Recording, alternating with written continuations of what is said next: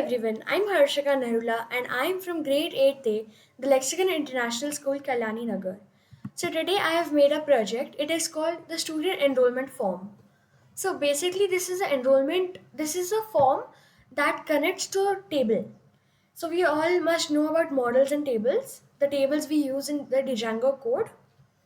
So basically, what this app or what this program does is that it gives you a form at first, which you fill, and then you go to the main table where you see all the enrollments. This is a form and this is a project that can help teachers in schools whenever like they want a new admission. All they have to do is send a link of this form, and then when the person fills the form, it will see that his or her name is registered, and then it will be very easy for teachers to see. So first I'll show you how it works, and then I'll explain the code. This is the part 1 of this program. For the part 2, please look into the description box. So first, usually I will tell how we do it, but to run any code we write python manage.py run server.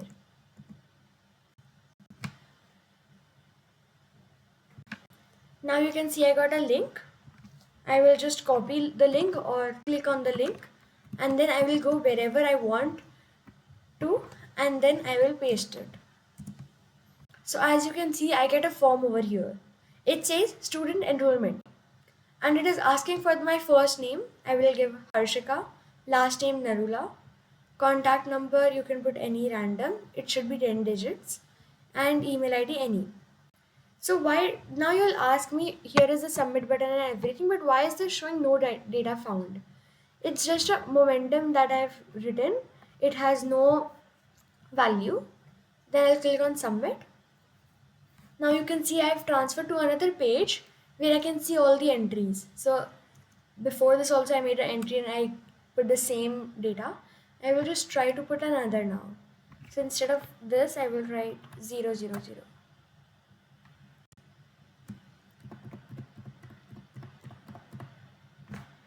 And I will just write, I will cut Harshika, and over here I'll just write another name, and then I'll submit. So now you can see I'll put some other number. I guess it's showing an error. 9 10 digits. Submit. Okay, so it gave me a new entry. As you can see, this fourth entry that I'm showing you. Now in this project you can see that I can't delete or update any entries.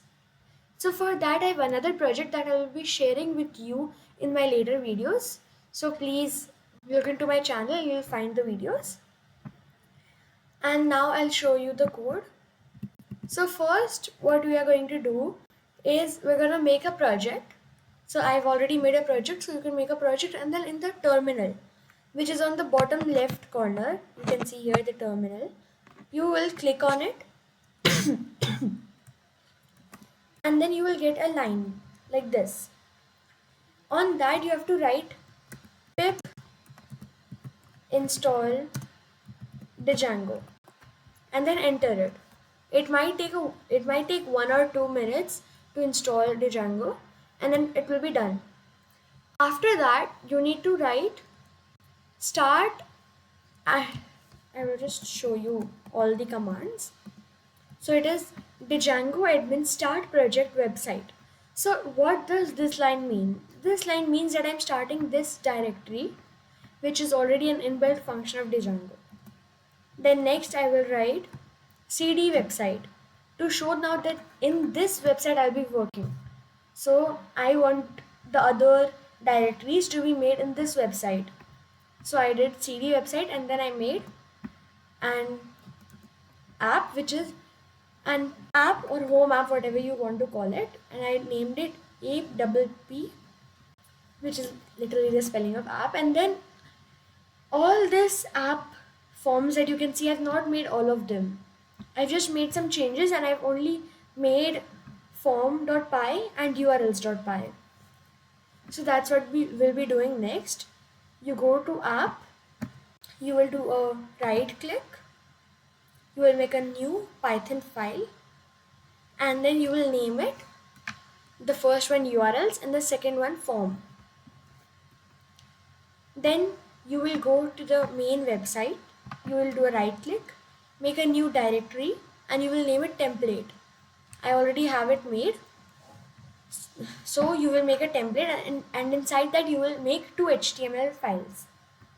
So I'll explain what these two HTML files do, and then we have the website. We don't need to add anything to it. So first I will show you settings.py. So I'll tell you what all changes need to be made in settings.py. Once you open settings.py, it will already be a full command section. Do not change many things or it will show you an error. So first I've written import OS. OS is kind of an path to join things. And then in installed apps, you will write app, which defines all the apps and commands that we are using in this project. Next, in the templates folder, you will, in front of DRS, this will be empty. So all you need to write is os.path.join bracket brace underscore dir comma template. Be careful of the quotes. I always get confused in these. I always give base underscore dir the quotes. Then next, let's see if there will be any changes. No. So these are the changes you need to make in settings.py. Now next, I will show you app underscore URLs. Or first, let's do views. No, views will be kind of tricky. So we'll do form and models, and then I'll show you views. So in form.py, we have made forms.py, so there can be nothing inside it. First we will import forms, and then we will make a class. You can name it anything, but usually we keep the first letter of a class as capital. So I've written register, and in bracket forms.form. It is case sensitive, so be careful. Next we have first name, last name, contact number, and email ID. And in all of these I've given fields.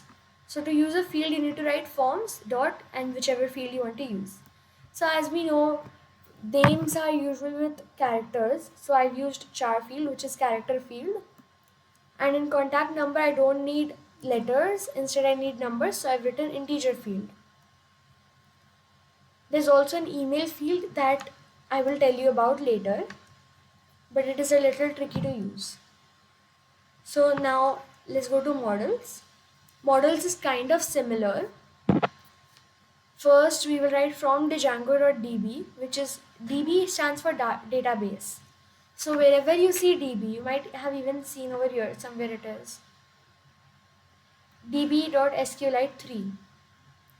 So this is nothing but a kind of a notepad information that if we install the database is nothing but like a app, another app that you need to install in your computers, by which if you enter, so here you get text and all of that, and then you'll go to text and then you'll copy the text, and then when you go to that DB database app, you can paste it, and then you can see all the models you have, all the tables you have. So in models, we basically make the tables. So you can see from django.db, I have imported models, which later I have made another class. Be careful to change the name. We should not use same name twice. So I have written student en. As this is a student enrollment project, I have written student en. Again in bracket models.model. Then I have written all the 4 fields. Now you'll ask me why I am writing all the fields again. I've already defined it in form now. So why I am writing it twice is that in form I'm defining all of these. I'm telling first name is a forms.char field, so we'll be using it in a form. So whenever I input my data over here, it goes in forms.form. It goes in the first name variable, it goes in the last name variable, and so on.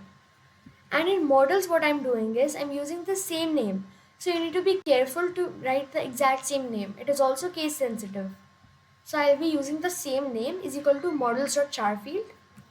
So what models does is it will create a table for me. A table in which it will store data. So as you can see here when I submit it,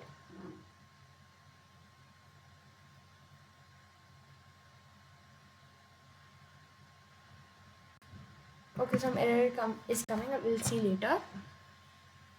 So whenever we store data in models.model, it makes an automatic table. Now, once you've written the models code, make sure you write Python manage.py make migrations. Now what this line does, if you do not write these two lines, that next two lines I'm going to tell you in the terminal, your project will not work. This is a mistake I make many times because it is not a very common thing to write to make the code and then we make another line in the terminal. So what these lines do is make migrations and migrate, but always do make migrations first. So make migrations basically tells the computer that we have a table and it puts the table in our migrations folder. You can see the migrations folder here and then you can see my table over here. So you can see this is my table that it has made. It has created the model. And later when we do migrate, why do we do migrate? We do migrate to see if we have any problem in this table. If we have any problem, it will show me instantly. If we don't, then it will leave it just like that. So when you do make migrations, so it is showing me no changes detected currently. And sometimes it shows hints, but do not change hints because of hints, because hints just mean it could be a problem later, but it usually does not. So this was our initial file in which we can see our folders. If you make any changes, okay, I'll just make a change so that I can show you. I'll just change the max length and I'll take the max length out of here. Instead of 12, I'll do 24. It doesn't actually matter up kitta likho because it's a name. It won't go till that extent. And now I'll do make migrations. So it is showing me, this is what it should show you. And then it will show you, and then when you do migrate, this is how it will be showing you. Running migrations, okay. Sorry. So as you can see, I got another one which says 0002 underscore alter, which means it is the alter of the second one. It is not another one. It is not another table. It is just that my first model was altered. It was changed a little bit. So 0002 came. So this is models. We are done with models. Now forms is also done. Now I'll show you views.py. Now views.py is like very complex. So I'll just go through the code once. So you can see in this code, it is basically like a function. We have imported some functions, we've imported some register renders and all that. And then we've made a function called home. I have tried a few things, it went wrong, and then I did the correct one. So remember, whenever you try to do something and it does not work, just put it in hashtag and try it again. So you can see in this one, we have many ifs and else's, and in the end we have rendered it. So this is actually a very easy code. I find views very easy. So first what we have to do. First, whenever you open views, you find this line already inbuilt. Then you can either write HTTP response, but it is not important as it is showing us that it is not used in this code. I just import everything all together. Now I've imported the model class and the form class. So how to import it? You write from dot models import student en from dot form Import register. It is case sensitive again, so be careful. Next we make a function which is def home. Don't forget to write request in the bracket because request is basically when it runs the code. Without request your views will not work. Then next we have if request.method is equal to get.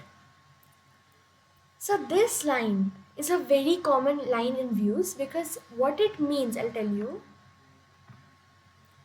It means that whenever the request that we get to run the home one is the method get.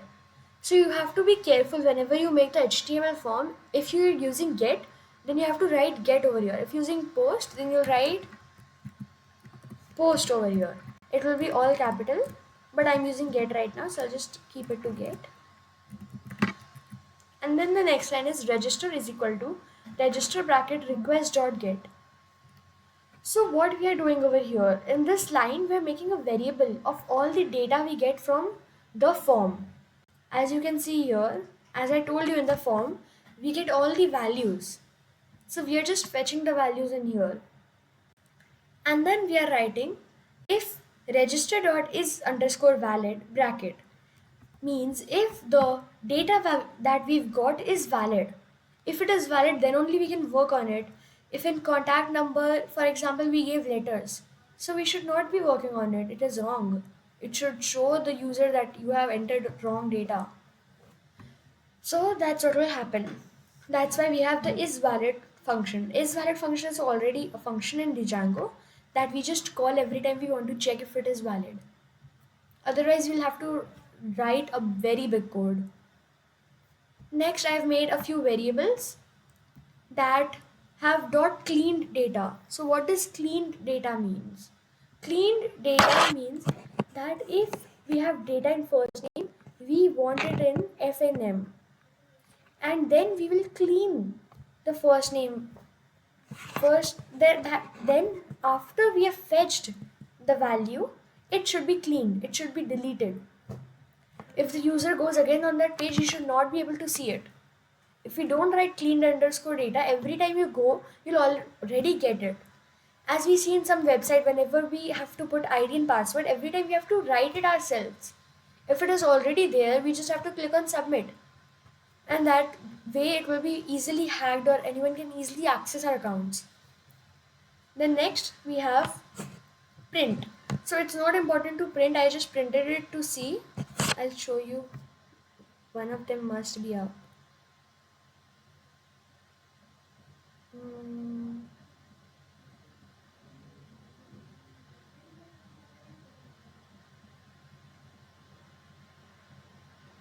We'll just make another one.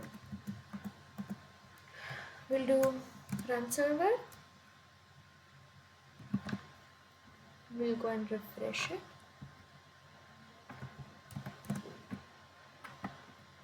We'll write first name, last name,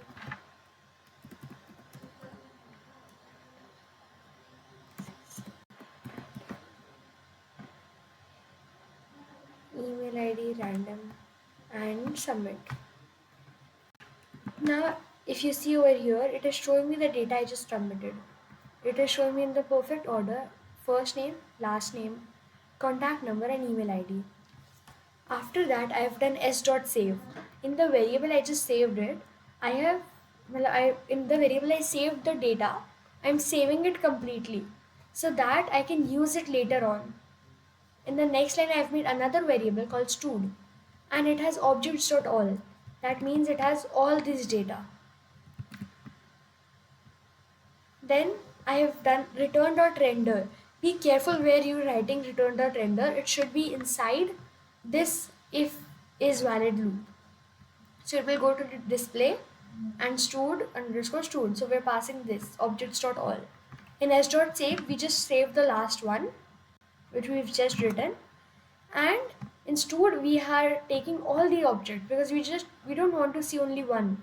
If over here I pass s, then I'll only see the last one which I've entered right now. And then outside all the if loops, we will write register is equal to register. Now this is what will happen if a person has written wrong data. Let's try it. I've never tried it, so I don't know what the output will be. But let's just write all the wrong data. Contact number. Okay, so it's not letting me write in contact number only. It's only showing E. I don't know. I'll just leave it as E. And then in email ID I'll write. And then when I submit, it's showing me please enter a number. Okay, I'll write number 2. Okay, so it's showing the data, but it should not. I don't know why it didn't. Why it showed. I guess character takes in letters as well. So you saw it showed an error in contact number. So when I submitted it, it was showing me this page again. Let's try it again. So when I submit it, it is telling me please enter a number. It is not redirecting to the page it should. So this was views. For app.urls, display.html, enrollment and website URLs, please look at my part 2. I have put the link in description box. Thank you and enjoy coding.